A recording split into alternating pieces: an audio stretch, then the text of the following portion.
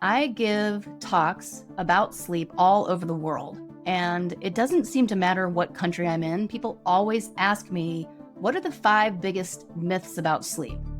And the truth is, it's hard for me to restrict it to 5 because there are just so many, and it's interesting that it seems to be cross-cultural. But I'll go ahead and give you 5. These are some of the top ones. People really deeply believe these things, and yet they're not true. The first one is the idea that sleep is a passive state.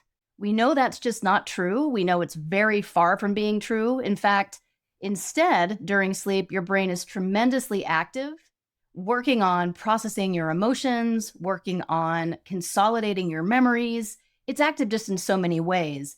And I want to make this point clear, even though I'll do it more deeply later, is that during rapid eye movement sleep, your brain in key areas for emotion and memory are actually more active than they are when you're wide awake.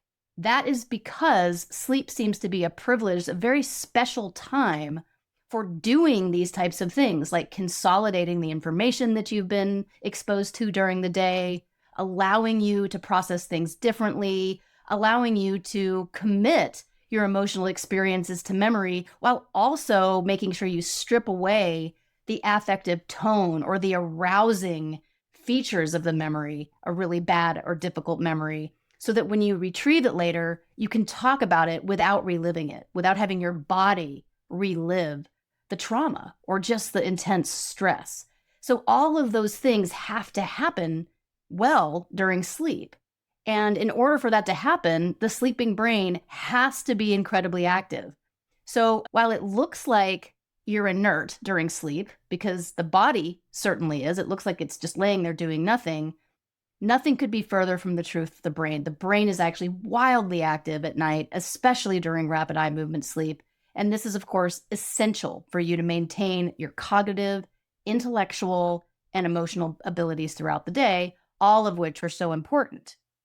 In science, a lot of times there's at least a little bit of evidence for some things. These are myths for which there is no scientific evidence. We need to start treating ourselves, treating our brains, and treating our performance in light of what the data tell us, not what society might have us believe for one reason or another.